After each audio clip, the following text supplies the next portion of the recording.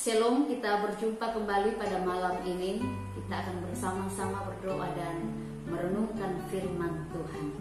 Karena itu, mari bersama kita siapkan hati kita. Kita berdoa sebelum membaca firman Tuhan ini. Kita berdoa. Bapa di sorga, kami bersyukur kepadamu atas kasih-Mu yang boleh kami alami bersama. Dalam kasih setiamu, kami hendak membaca firman-Mu. Kuasai kami ya Roh Kudus, sehingga firman-Mu ini kami dengarkan dengan baik. Dalam nama Tuhan Yesus kami berdoa. Amin. Lukas 10 ayat 38 sampai ayat 42. Firman Tuhan yang akan kita dengarkan bersama malam ini. Firman-Nya mengatakan begini. Ketika Yesus dan murid-muridnya dalam perjalanan, tibalah ia di sebuah kampung. Seorang perempuan yang bernama Marta menerima dia di rumahnya.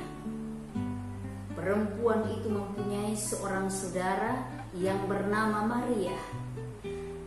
Maria ini duduk dekat kaki Tuhan dan terus mendengarkan perkataannya.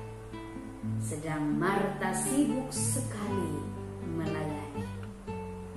Ia mendekati Yesus dan berkata, "Tuhan, tidakkah Engkau peduli bahwa saudaraku membiarkan aku melayani seorang diri?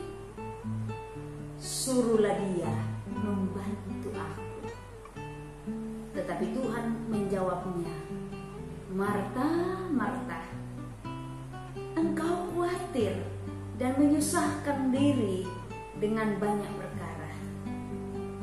Tetapi hanya satu saja yang perlu. Maria telah memilih bagian yang terbaik, yang tidak akan diambil daripadanya." Amin.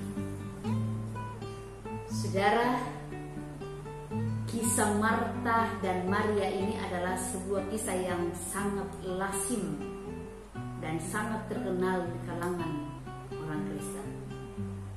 Banyak orang yang membuat lelucon tentang Marta dan Maria. Katanya kalau sibuk membaca firman itu Maria, dan kalau sibuk memasak itu Marta.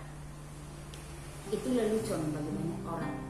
Nah, dua sosok pribadi yang ditampilkan oleh Injil Lukas di sini yaitu Marta dan Maria. Marta ini adalah seorang wanita yang sangat sibuk melayani, dan Maria yang duduk mendengarkan Tuhan ketika Tuhan datang ke rumahnya. Nah, saudara, di sini Marta terikat dengan sebuah tradisi orang Yahudi. Dan tradisi itu di mana setiap tamu yang datang harus dihormati dan harus dilayani sebagaimana mestinya. Sama kita orang Toraja, itu tamu adalah raja. Nah, ia menghormati Yesus sebagai seorang rabi. Maka ia menyibukkan diri dengan mempersiapkan segala sesuatu dalam rangka menghormati orang besar yang berkenan berkunjung ke rumahnya. Dan di sini Marta ini melayani Yesus dengan para murid secara totalitas pelayanan, tentu dari segi konsumsi. Nah, lain dengan saudaranya Maria. Ia tidak melihat Yesus sebagai tamu semata-mata, tetapi ia betul-betul membutuhkan pengajaran yang akan disampaikan oleh Yesus kepadanya secara pribadi, sebab Yesus datang ke rumahnya dan ia ingin mendapatkan pengajaran yang sangat berguna itu bagi hidupnya. Mengapa? Ini adalah sebuah kesempatan yang luar biasa bagi Marta, karena dalam tradisi Yahudi membiasakan seorang rabi itu tidak mengajar perempuan. Jadi rabi itu tidak mengajar perempuan, karena perempuan itu nanti diajar oleh suami atau orang tuanya.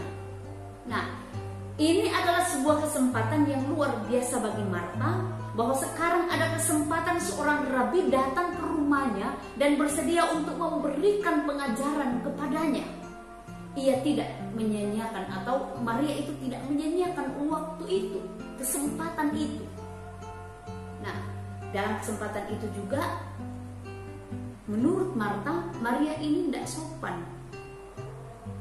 Karena apa? Ia membiarkan kakaknya Marta ini sendirian repot-repot kerja dalam mempersiapkan segalanya demi untuk melayani seorang tamu yang besar, yaitu Yesus bersama murid-muridnya. Saking sibuknya yang melampaui kemampuannya, maka Marta pun mengeluh kepada Tuhan. Dia mengatakan, suruhlah Maria itu membantuku. Pertanyaannya adalah, apakah yang Marta lakukan itu tidak baik? Tentu tidak. Yang ada adalah bahwa Marta ini melakukan pekerjaannya itu sebenarnya secara total. Tetapi yang ada adalah bahwa Marta cemburu dengan apa yang dilakukan oleh Maria dalam melayani Yesus. Maria mendengarkan firman yang Yesus sampaikan itu. Dan hal inilah yang membuat Marta cemburu.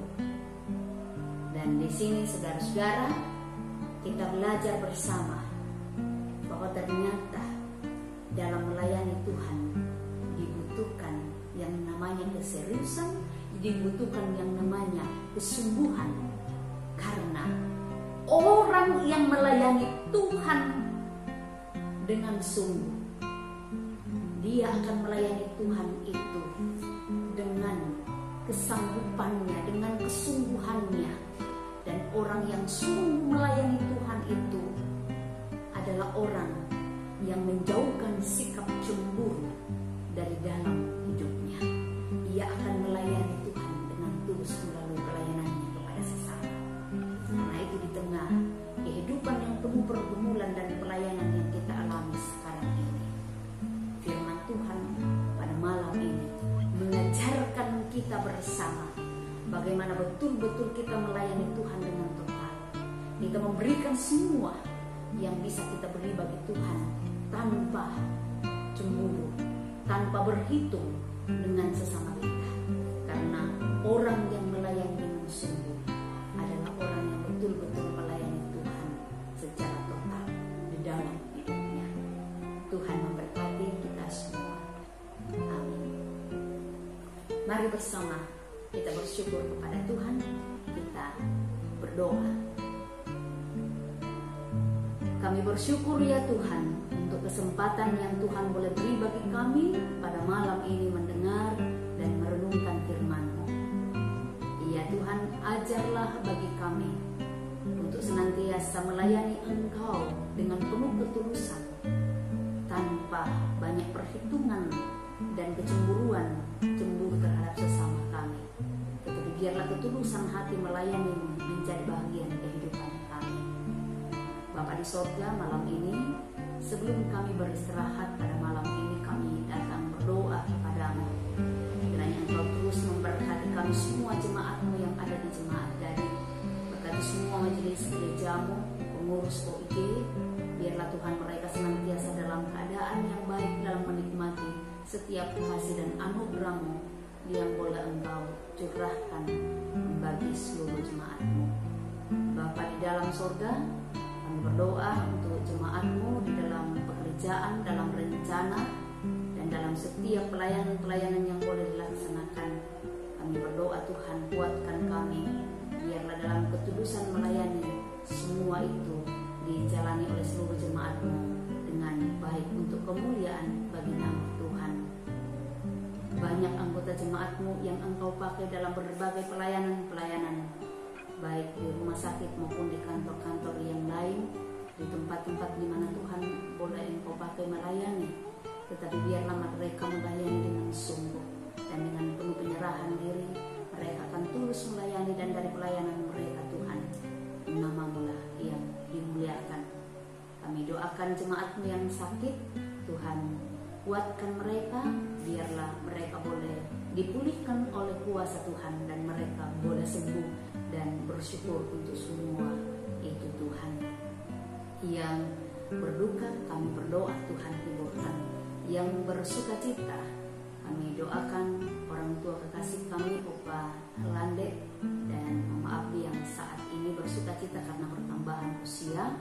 Tuhan berkati mereka supaya berkat-Mu senantiasa dirasakan sungguh nyata mereka alami. Pada malam ini Tuhan kami akan beristirahat malam. Tuhan sertai seluruh jemaat-Mu di Jemaat Dadi, biarlah mereka boleh beristirahat dalam perlindungan Tuhan. Inilah doa kami Tuhan, kami berdoa dengan penuh rasa syukur dan keyakinan di dalam nama Tuhan kami Yesus Kristus. Amin. Demikian doa dan renungan malam yang kita alami bersama pada malam ini. Tuhan Yesus memberkati seluruh jemaat Tuhan. Selamat malam.